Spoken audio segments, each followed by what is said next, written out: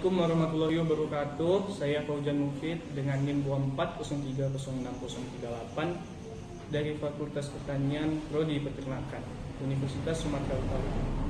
Di sini saya akan menjelaskan mengenai fungsi dari organ-organ eksternal ayam. Yang pertama ada caput atau kepala. Di kepala ada bagian rostrum atau paruh, digunakan untuk mengambil makanan dan minuman. Lalu ada pofum oris atau rongga mulut, tempat awal pengolahan makanan sebelum dicerna lebih lanjut. Lalu ada nares anteriores atau lubang hidung. Ini lubang hidung di sini berfungsi untuk bernapas dan untuk menghangatkan dan melembabkan udara yang dihirup. Lalu ada cera atau jengger, berfungsi dalam menarik perhatian pasangan dan menunjukkan status sosial. Jengger juga membantu untuk dalam pengaturan suhu tubuh. Lalu ada organon visos atau indera penglihatan, memberi penglihatan yang baik untuk membantu ayam melihat predator dan mencari makan. Bagian mata, kelopak mata melindungi dari benda asing. Lalu ada cervix atau leher, menghubungkan kepala dengan badan, memungkinkan gerakan fleksibel untuk mencari makanan dan menghindari dari bahaya. Lalu ada trunkus atau badan, bulu berfungsi untuk menjaga suhu tubuh dan melindungi kulit dan membantu dalam terbang. Bulu menjadi 3 bagian, yaitu pelumai, menutupi seluruh tubuh badan dan memberikan aerodinamika saat terbang. Bagian-bagian pelumai antara lain calamus atau ini tangkai bulu yang melekat pada follikel kulit. Lalu ada rachis, lanjutan dari calamus dan merupakan penyokong perisilium. Lalu ada perisilium, bendera bulu yang terdapat di kanan kiri rachis. Lalu ada pelumai, bulu yang membantu menjaga kehangatan tubuh. Lalu ada filopelumai, memiliki fungsi sensorik, membantu merasakan lingkungan sekitar. Menurut letaknya, bulu dibedakan menjadi 3, yaitu rectus, bulu yang menutupi badan, rectus, bulu yang terdapat pada pangkal ekor ini, lalu ramiges, bulu pada sayap, rectum pada bulu daerah bahu, lalu alas turial, bulu kecil yang menempel pada ibu jari, atau digiti kedua pada ekstremitas posterior. 4. Ekstremitas posterior, sayap berfungsi untuk terbang, tapi juga digunakan dalam perilaku sosial seperti saling berinteraksi dan menjaga keseimbangan saat berjalan. Lalu ada selanjutnya ada ekstremitas posterior, ruang pertama dalam dan kedua, memungkinkan mobilitas dan dukungan untuk berdiri. Lalu sang berfungsi untuk berjalan dan berlari serta sebagai alat pertahanan. Lalu ada caudal atau ekor, keluarga berfungsi sebagai saluran sistem pencernaan, ekskresi, dan reproduksi. Ini adalah tempat di mana limbah dikeluarkan dan juga tempat keluar.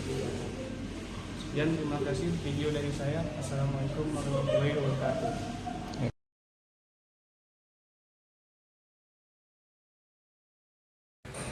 Assalamualaikum warahmatullahi wabarakatuh. Saya Fauzan Mufid dengan NIM 24030638 dari Fakultas Pertanian Prodi Peternakan. Di sini saya akan menjelaskan bagian eksternal pada hewan kelinci. Yang pertama di sini ada kepala, yaitu caput.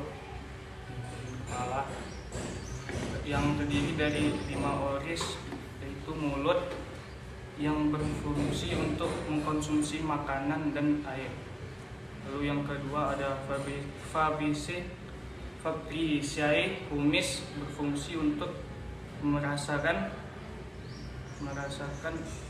sekitar dan membantu navigasi. Selanjutnya ada nares externus, lubang hidung. Ini lubang hidung yang fungsi bagian luar untuk berfungsi untuk bernapas dan mencium aroma. Lalu yang kedua organ penglihatan atau organovisum, yang terdiri dari bulbus oculi atau bola mata nih, yang terdiri dari kornea melindungi mata dan membiasakan cahaya. iris mengatur jumlah cahaya yang masuk ke dalam mata melalui pupil. Pupil lubang di tengah iris yang mengatur cahaya yang masuk. Lalu ada pekai atau kelopak mata. Kelopak mata yang melindungi mata dan membantu menjaga kelembaban.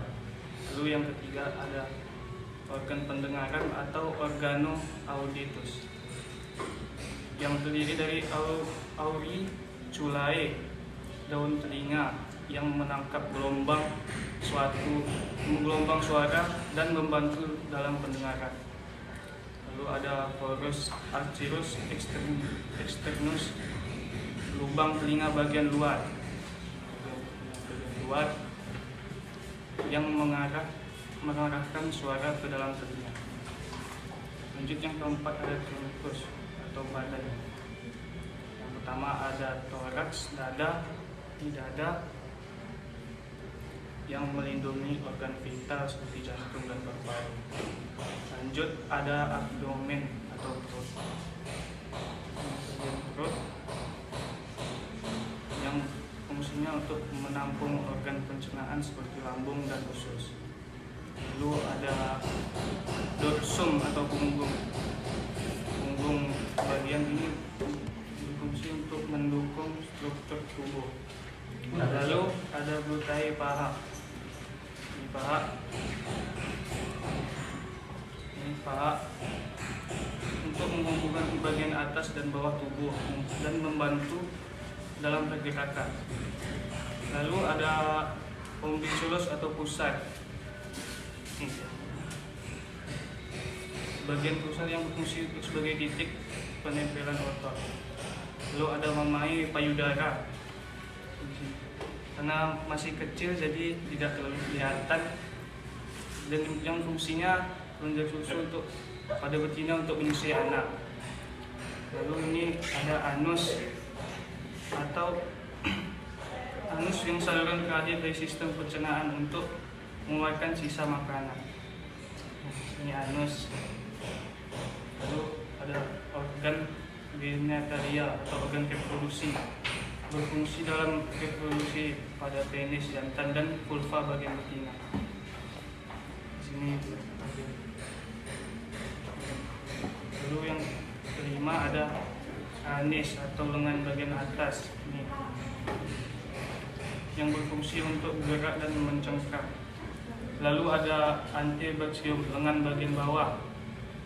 Lengan bagian bawah ini berfungsi untuk mendukung pergerakan. Lalu ada manus, tangan yang digunakan untuk menggunakan interaksi dengan lingkungan. Lalu ada caudalis atau femur, paha ini paha yang mendukung berat badan dan pergerakan. Lalu ada cross yang kaki bagian bawah.